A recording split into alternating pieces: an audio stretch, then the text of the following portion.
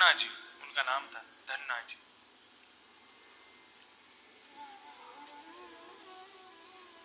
तो धन्ना जी जो थे, एक बार उनके यहाँ एक संत का आगमन हुआ। संत शालिग्राम जी की सेवा करते थे। शालिग्राम समझते हैं सब, वो पूर्ण ब्रह्म माने जाते हैं। और हमारे वृंदावन के श्री राधा रमन लाल वो शालिग्राम में से ही प्रकट हुए। श्री गोपाल भट्ट गोस्वामी जी वो शालिग्राम जी की सेवा करते थे। शालिग्राम कहाँ मिलते हैं? शालिग्राम मिलते हैं गंडकी नदी, नेपाल में। और इतनी विलक्षणता है वहां पर, ऊपर गो दामोदर कुंड है, वहां जा नहीं पाएंगे, इतनी सर्दी पड़ती है। तो वहां जो लोग जाते हैं वो हाथ में तुलसी दल लेकर के, और जैसे ही दामोदर कुंड में अपने भुजा में तुलसी लेकर के जैसे ही दामोदर कुंड में हाथ डालते हैं, अपने आप शालिग्राम आकर के हाथ पर विराजमान हो जाते, तुलसी से आकर के चिपक जाते। ऐसे शालिग्राम जी की सेवा करते थे वृंदावन के श्री गोपाल भट्ट गोस्वामी जी, श्री राधा रमन जी को जिन्होंने प्रकट किया आज से 500 550 वर्ष पहले। तो वो सेवा करते थे, तो सेवा करते, बढ़िया सुंदर मंदिर था, लेकिन शालिग्राम जी अब ना तो उनको आंख धरा सकते हैं, ना कुंडल धरा सकते हैं, ना मुकुट धरा सकते हैं। शालिग्राम की सेवा में कोई ज्यादा मेहनत थोड़ी है, बस पंचामृत से अभिषेक करा दो, पहुंच करके इत्र लगा के चंदन लगा के बैठा दो, बस इससे ज्यादा सेवा होती नहीं उनकी। लेकिन उनकी बड़ी इच्छा होती थी, मैं ठाकुर जी के नेत्र धराऊं, ठाकुर जी को इत्र लगाऊं, ठाकुर जी की आरती उतारूं, एक एक अंग की, ठाकुर जी की भुजाओं को देखूं, ठाकुर जी के प्रत्येक अंग को देखूं, लेकिन हो ही नहीं पाता था। अब एक बार अन्य मंदिरों के पुजारी सब दर्शन करते हुए राधा रमन जी के मंदिर में पहुंचे, तो आकर के देखने लगे, बोले ठाकुर कहाँ है यहाँ का? तो गोपाल भट्ट जी दिखाने लगे, ये है ना मेरे ठाकुर जी, ये दिख रहे हैं आपको छोटे से। तो हंसने लगे, बोले ये ठाकुर है तुम्हारे? शालिग्राम के रूप में पत्थर शिला जैसी ठाकुर जी है ना, इनकी आंख है ना, नाक है ना, मुंह है, ये ठाकुर जी हैं। गोपाल भट्ट गोस्वामी जी का हृदय द्रवित हो गया।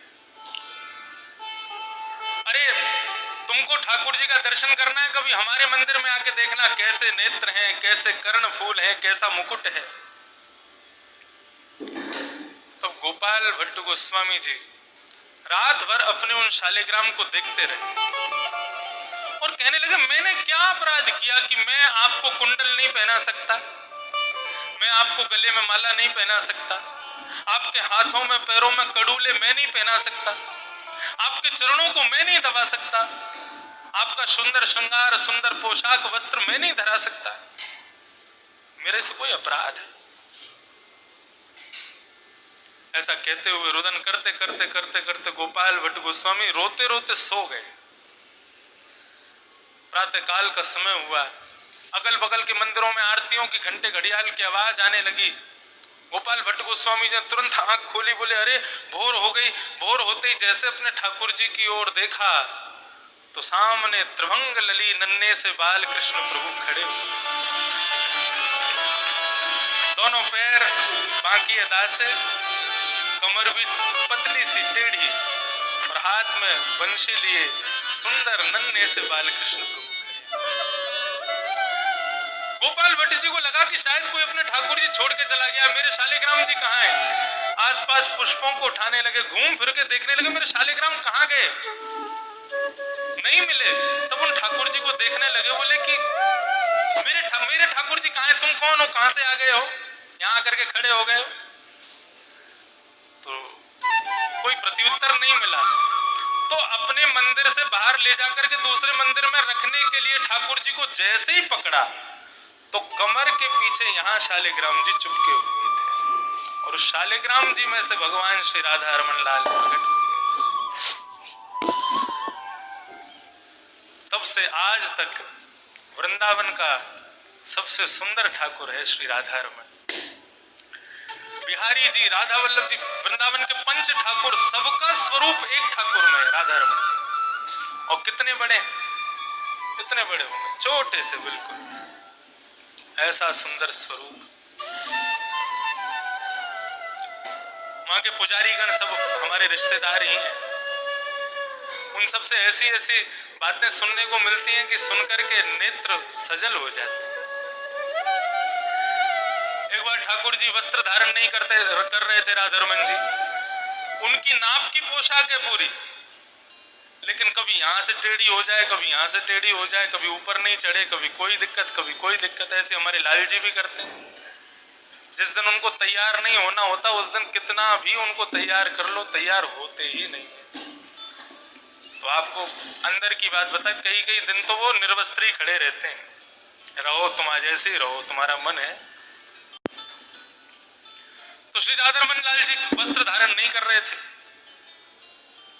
सब पुजारी लग गए, दर्जी को बुलाया, बोले भाई तुमने कैसी पोशाक बनाई है, क्या हो गया, आज ठाकुर जी पहन ही नहीं रहे। बोले वही नाप की पोशाक है, वही साइज है, वही सब कुछ है, फिर क्यों नहीं पहन रहे। तो एक बुजुर्ग गोसाई जी वो सबको बोले तुम सब लोग बाहर जाओ, मैं देखता हूं। सारे गोस्वामियों को बाहर करके वो बैठे ठाकुर जी के सामने, पोशाक रख दी बगल में, और ठाकुर जी से बोले आपको तैयार होना है कि नहीं होना बताओ। नहीं, हम इतनी मेहनत क्यों करें, आपका जब मन ही नहीं है तो फिर हम इतना परिश्रम क्यों करें। बाहर लोग खड़े हैं दर्शन के लिए, अभी कपाट खोल देता हूं, दर्शन खोल देता हूं, निर्वस्त्री खड़े रहना, और सब आपका निर्वस्त्री दर्शन करके जाएंगे। आपको ज्यादा शौक है निर्वस्त्र रहने का, ठीक है अभी कपाट खोलता हूं, लेकिन एक बार फिर प्रयास कर रहा हूं, यदि अब भी मन बदल गया हो, पहनने की इच्छा हो तो पहन लेना, नहीं तो मैं कपाट खोल दूंगा। और थोड़ी सी डांट लगा करके जैसे ही गुसाई जी ने उनको पोशाक पहनाई तो बिल्कुल स्वस्थ होकर के श्री राधारमन जी ने वही पोशाक जो इतनी देर से नहीं पहन रहे थे, उसी को धारण करके चुपचाप खड़े। ऐसे ठाकुर कभी कभी उनका श्रृंगार जब बहुत अच्छा होता है तो एकमात्र ऐसे ठाकुर है वृंदावन के, और कोई नहीं है। उनके दो दत्तुइयां दिखाई देती हैं, उनके दांत दिखाई देते हैं। अब आज मतलब ठाकुर जी मुस्कुरा रहे हैं, आज मेरा बहुत बढ़िया श्रृंगार हुआ है, या बहुत बढ़िया मेरा भोग धराया गया। रात में अपने ठाकुर जो आपके घरों में विराजते हैं, रात में जब सोते हैं ना, तो दो चीज जरूर कीजिए, तीन चीज। पहली चीज इत्र की मालिश पैरों में, पूरे दिन बेचारे खड़े रहते हैं आपके दर्शन के लिए, आप तो जाके पड़ जाते हो, लेट लेते हो, खूब आलस कर लेते हो, वो तो यूं ही खड़े रहते हैं। जैसे भी आकृति में है तो उनके पैरों को दर्द हुआ होगा, पूरे दिन खड़े रहे हैं, तो पैरों पे थोड़ी मालिश इत्र की। दूसरी चीज, एक छोटी सी गिलास या छोटी सी, उसको झाड़ी बोलते हैं, उसमें जल भर के रखो पास में, रात में प्यास लगी तो। और एक बंटा जी तो सेवा की भाषा है, आज की भाषा में टिफिन, एक छोटा सा, उसमें कुछ सामग्री नमकीन आदि ये सब और मिष्ठान ठाकुर जी के पास रख, ये करके तब सोना चाहिए। लाल जी को रात्रि में, रात में क्या होता है, राधा रानी गोपियां आदि सब आती हैं ठाकुर जी के पास, और हर बार ठाकुर जी तो सब घर में, तो हर घर के ठाकुर जी के पास जाती हैं और पूछती हैं बताओ तुम्हारा अर्चक कैसी सेवा करता है, तुम्हारी क्या रखा है रात्रि भोजन के लिए। तब ठाकुर जी कहते हैं कुछ नहीं था। तो राधा रानी और गोपियां बहुत हंसी उड़ाती हैं ठाकुर जी की, बताओ कैसे घर में आए हो आप, आपको चना चनौरी बादाम खिलाता है ये, अरे उसके यहाँ देखा तुमने, वहां तो इतना खवाते हैं, 56 आदि। तो इन सब चीजों की, ये सब भाव की बात है। ठाकुर जी को तीन काम जरूर, इत्र की मालिश तो जरूर करो।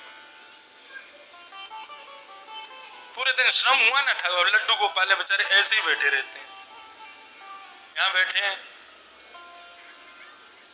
आपके हैं, इनका मुखमंडल तो इतना सा, मुकुट इतना बड़ा है, लेकिन कुछ कहते हैं बेचारे, कभी कुछ नहीं कहते। देखो अभी गिर गए थे, जब मैंने उठाए थे लुढ़क गए थे, लेकिन सदैव प्रसन्न रहते हैं। आप जैसे रखोगे वैसे रह लेते हैं। और ये अर्चावतार आप जैसे रखते हो वैसे रह करके ये बात आपको सिखाते हैं कि तुम जैसे मुझे रख रहे हो मैं रह रहा हूं ना, इसलिए जैसे मैं रखता हूं वैसे तुम भी रहो। कभी शिकायत मत किया करो मुझसे। मैंने कभी शिकायत की कि मुझे दर्द हो रहा है पीछे, या मेरे कोई तकलीफ है, या आज तुमने भोजन ऐसा बनाया, या भोजन में आज नमक ज्यादा था, या कुछ था, ऐसा कुछ भी कभी शिकायत नहीं करते। तो फिर हम क्यों शिकायत करें। बंधुओं, सेवा ये अनुभव, ये अलौकिक है। इसका सुख आपको जिस दिन मिल गया ना, उस दिन संसार के सारे सुख फीके लगे। तो परम हरि के चरणों की प्राप्ति हो, यही हमारे जन्म का मूल सिद्धांत।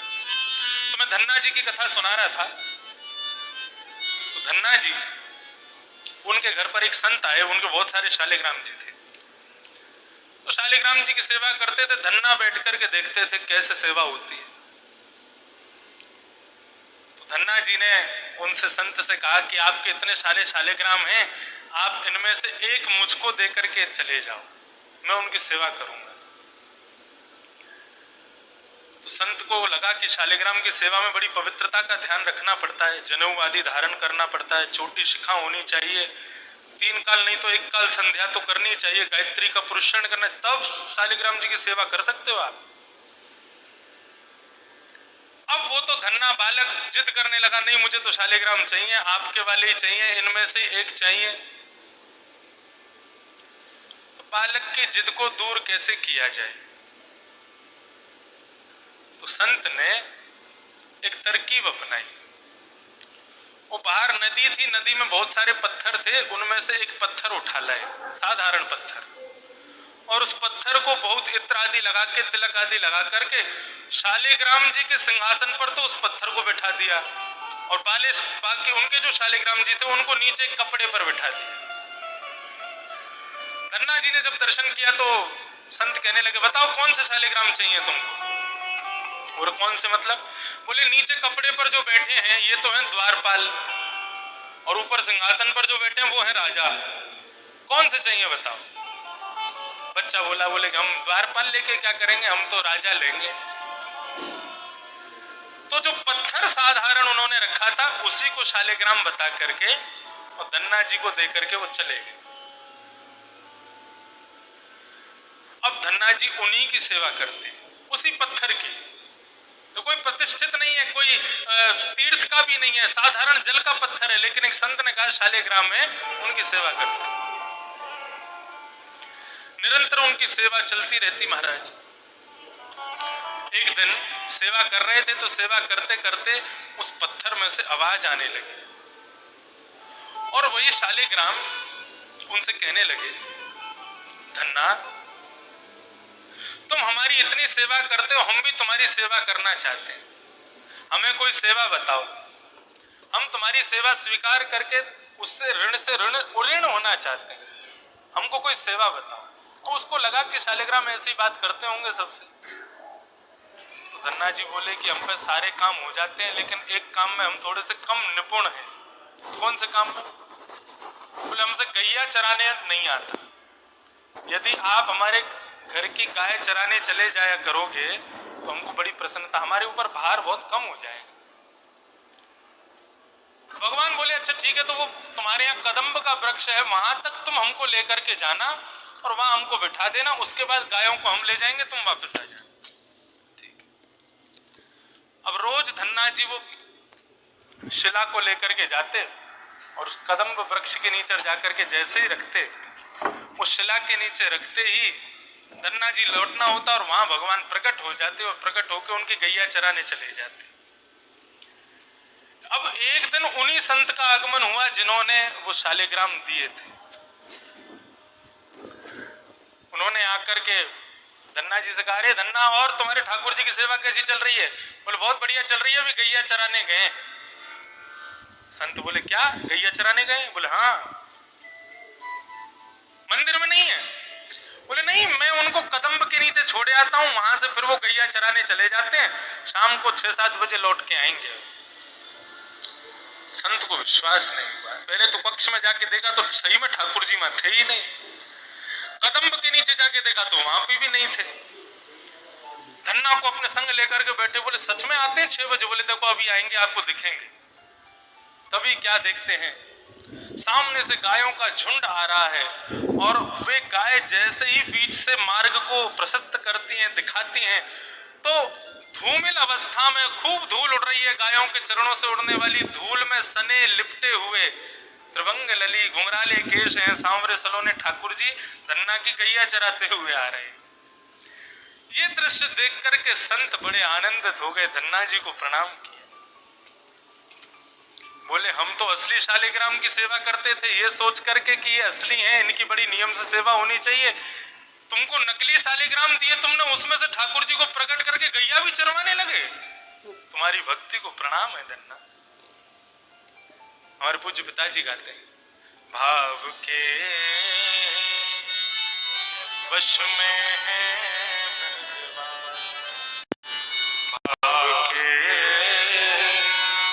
वश में है भगवान, भाव बिना सब साधन छूटो, बिरथा सकल निधान, भाव के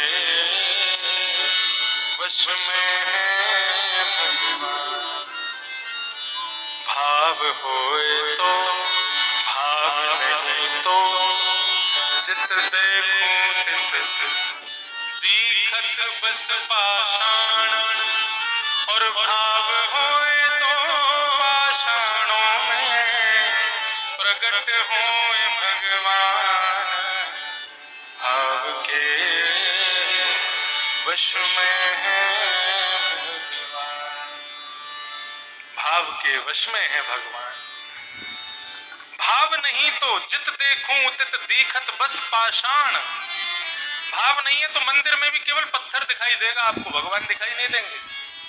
और भाव होए तो जित देखूं तित दीखत सुंदर श्याम, भाव के वश में है।